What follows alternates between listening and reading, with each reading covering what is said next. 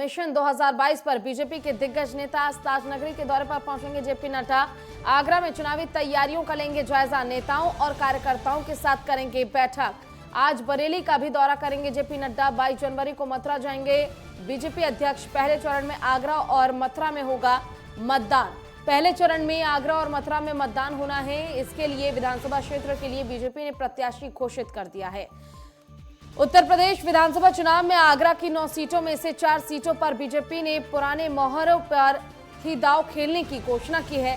5 सीटों पर नए चेहरों को टिकट दिया गया है। 4 सीट पर सिटिंग विधायकों को टिकट देकर तमाम अटकलों पर विराम लगा दिया गया है। विधानसभा के पिछले चुनाव में जिले की 9 सीटों पर बीजेपी के विधायक चुने गए थे। इनमें से वर्तमान चुनाव में बीजेपी ने आगरा कैंट से जीएस धर्मेश, आगरा दक्षिण से योगेंद्र उपाध्याय, आगरा उत्तर से पुरुषोत्तम खंडेलवाल और बाह से पक्षालिका सिंह को पुनः टिकट दिया है। इतमादपुर से अभी हाल ही में सपा छोड़कर बीजेपी में शामिल हुए धर्मपाल, आगरा देहात से पूर्व राज्यपाल बेबी रानी मौर्य को सीट दी गई है। आपको बताते चलें कि मांट विधानसभा सीट पर राजेश चौधरी उम्मीदवार बनाए गए हैं। छाता चौधरी, लक्ष्मी नारायण मथुरा से श्रीकांत शर्मा, वहीं बलदेव से पूरन प्रकाश, गोवर्धन से मेघश्याम सिंह।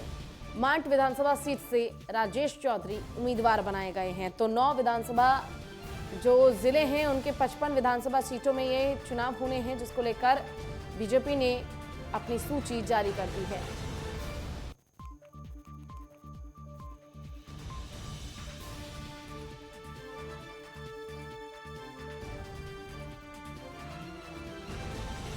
और ज्यादा जानकारी के लिए लखनऊ से हमारे साथ हमारे संवाददाता प्रदीप आनंद श्रीवास्तव लाइव जुड़े हुए हैं। वहीं आगरा से राहुल जुड़े हुए हैं हमारे साथ। हमारे संवाददाता रुख आगरा का कर लेंगे सबसे पहले। और राहुल, आपसे जानना चाहेंगे, आज आगरा के दौरे पर खुद जेपी नड्डा आ रहे हैं। इस दौरान कहीं ना कहीं अटकलें काफी ज्यादा लगाई जा रही हैं। आपसे जानना चाहेंगे कि आज क्या कुछ उनके कार्यक्रम तय किए गए हैं आगरा में।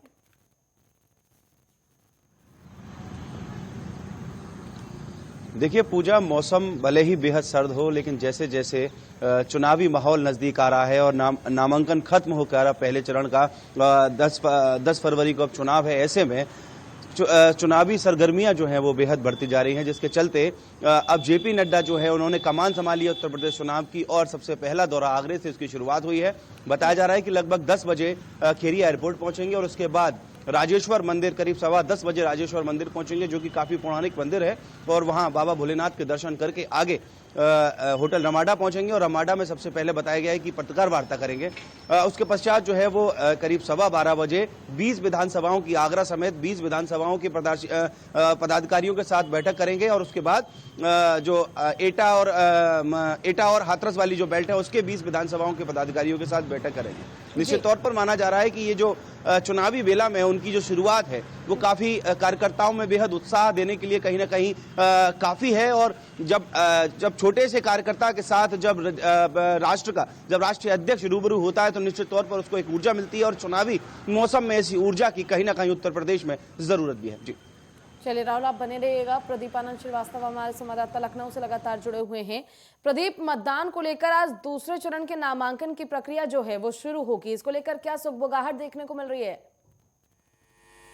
देखिए, सुगबुगाहट की अगर बात करें तो निश्चित रूप से ये जो चुनाव है इसको 5 साल तक अपने जो प्रत्याशी हैं वो पूरी तरह से वेट करते हैं। और उसके बाद फिर अब ये समय आ गया है जो उन्होंने परीक्षा दिया है, उस परीक्षा में किस स्तर पर कितने नंबर से वो पास होते हैं। तो आज दूसरे चरण का नामांकन है। करीब ऐसे 55 प्रत्याशी होंगे जो जिनके भाग्यों का फैसला होगा। तो निश्चित रूप से जो तैयारियां हैं जिला प्रशासन ने पहले से तैयारियां कर रखी हैं। कोरोना गाइडलाइन के अनुसार ही अगर हम देखेंगे तो नामांकन होगा। इसके अलावा अगर बात करें तो जो सुविधा ऐप है, सुविधा ऐप से अगर कोई प्रत्याशी चाहता है तो वो नामांकन कर सकता है। हालांकि कोविड को देखते हुए अब तक जो है सुविधा ऐप पर किसी ने जो है मुहर नहीं लगाई है, किसी ने सिग्नेचर नहीं किया है। सभी लोगों ने मैनुअली जाकर जो है दिया है। श्रीकांत शर्मा की बात करें, माफ़ कीजिएगा, अगर हम पंकज सिंह की बात करें तो पंकज सिंह भी कोविड पॉजिटिव थे, लेकिन उन्होंने जो है सिग्नेचर करके अपने वकीलों के साथ जो है पेपर को भिजवा दिया था। तो इस तरह से सतत प्रक्रिया चल रही है। निश्चित रूप से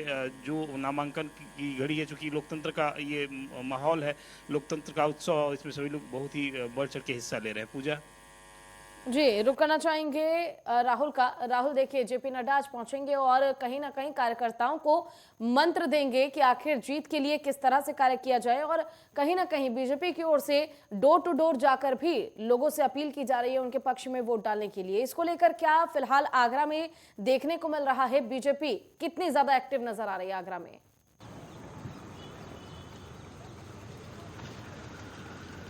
जी बिल्कुल, बहुत अच्छा सवाल पूजा। आपने अभी बताया दर्शकों को कि 4 सिटिंग एमएलए को टिकट दी गई है और 5 नए लोगों पर दाव लगाया गया है। देखिए, जो सिटिंग एमएलए हैं उनकी अगर मैं बात करूं तो सबसे पहले छावनी विधानसभा से जीएस धर्मेश पूर्व में उत्तर प्रदेश में मंत्री रहे और एक बार के सिटिंग विधायक भी हैं।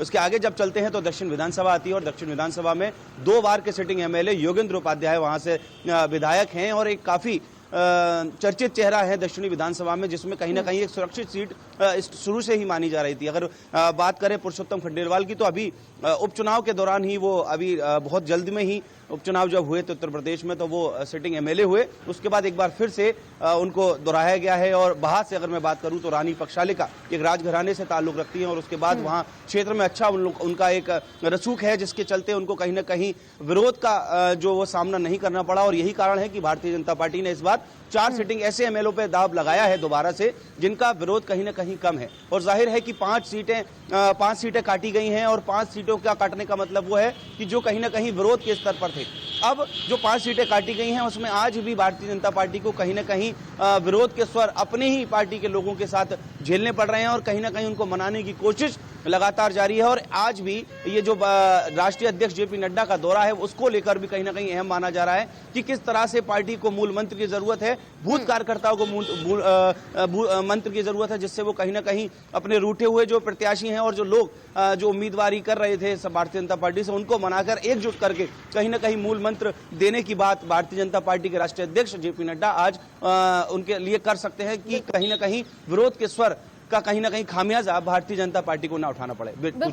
प्रदीप, आपसे जानना चाहेंगे, अगर हम बात करें 2017 के विधानसभा चुनाव की, तो अपर्णा यादव ने लखनऊ कैंट से विधानसभा चुनाव लड़ा था, जिसमें उन्हें बीजेपी की प्रत्याशी रीता बहुगुणा जोशी ने मात दी थी। एक बार फिर से बीजेपी में हालात जो देखने को मिल रहे हैं वो यही कि एक अनार 100 बीमार, सीट एक लेकिन दावेदार और उम्मीदवार कई हैं। और ऐसे में उम्मीद ये जताई जा रही है कि बीजेपी की ओर से अपर्णा यादव भी लगातार उम्मीद कर रही हैं कि उन्हें इस विधानसभा क्षेत्र से सीट दी जाए, टिकट दी जाए। देखिए, अगर हम बात करें पूजा कैंट की, तो कैंट विधानसभा अपने आप में बहुत क्रीम विधानसभा लखनऊ की मानी जाती है। सबसे ज़्यादा प्रबुद्ध लोग कैंट में जो है बसते हैं। और अगर हम बात करें तो रीता बहुगुणा जोशी चूंकि ब्राह्मण हैं और ब्राह्मण वहाँ पर ब्राह्मणों की संख्या कम है, ओबीसी की संख्या ज़्यादा है। हालांकि अगर हम देखें तो इस बार जो रीता बहुगुणा जोशी हैं अपने बेटे मयंक जोशी के लिए टिकट मांग रही हैं। उन्होंने ये भी पेशकश कर दिया कि अगर सांसद परिवार से कोई नहीं लड़ सकता है तो मैं अपना इस्तीफा देती हूँ, मैं पार्टी में बनी रहूंगी, मैं सांसद नहीं रहूंगी, मेरे बेटे को टिकट दिया जाए। हालांकि पार्टी ने उनको मना लिया है। ऐसी जानकारी मिली है कि न ही अपर्णा यादव न ही मयंक जोशी किसी तीसरे को वहाँ से पार्टी खड़ा करेगी। हालांकि अपर्णा यादव का जो है कोई जनाधार वहाँ पे नहीं है। हालांकि ओबीसी हैं अपर्णा यादव, लेकिन उनका कोई जनाधार नहीं है। बीजेपी के जो मूल कैडर वोटर हैं वहाँ पर वो मौजूद है। कोई भी व्यक्ति जाएगा, किसी भी व्यक्ति के ऊपर अगर पार्टी मोहर लगाती है तो निश्चित रूप से लखनऊ कैंट विधानसभा से वो प्रत्याशी जीत के आएगा, क्योंकि वो परंपरागत सीट रही है अटल बिहारी वाजपेयी के जमाने से। अब राजनाथ सिंह है, इसके बाद जो भारतीय जनता पार्टी के वोटर हैं उनमें काफ़ी बढ़ोतरी भी हुई है। तो अगर हम देखते हैं तो लखनऊ चूंकि राजधानी है और लखनऊ का जो कैंट विधानसभा है वो काफ़ी प्रबुद्ध माना जाता है। और ऐसी स्थिति में अब देखना यह है कि भारतीय जनता पार्टी अपने टिकट में किसको जगह देती है। हालांकि अपर्णा यादव ने ये पूरी तरह से आश्वस्त किया है कि मैं टिकट के लिए नहीं आई हूँ, लेकिन कोई भी व्यक्ति अगर उसकी यही मनोकामना होती है, यही अंतः इच्छा होती है कि अगर मैं कोई पार्टी ज्वाइन कर रहा हूँ तो मुझे सर्वोच्च पद दिया जाए, यानी टिकट मिले और टिकट के साथ साथ हम अपना जो आगे का काम है वो करें। अब देखना ये होगा कि भारतीय जनता पार्टी किस रणनीति के तहत वहाँ पर किस प्रत्याशी को उतारती है। हो सकता है वहाँ ओबीसी को उतारा जाए, या हो सकता है कि अपर्णा यादव का ही चेहरा आगे बढ़ करके बीजेपी आगे बढ़े। जी प्रदीप, कहीं ना कहीं चुनावी समीकरण में जो है वो पेच कई ज्यादा फंस रहे हैं। अब देखने वाली बात ये होगी कि आखिर इस पेच को बीजेपी किस तरह से निकाल फेंकती है और किस तरह बीजेपी एक बार फिर से जिस तरह से लगातार दावे कर रही है कि 300 से ज्यादा सीट अपने नाम बीजेपी करेगी, उसे किस तरह हासिल करेगी, क्योंकि इस बार चुनौतियां बहुत हैं।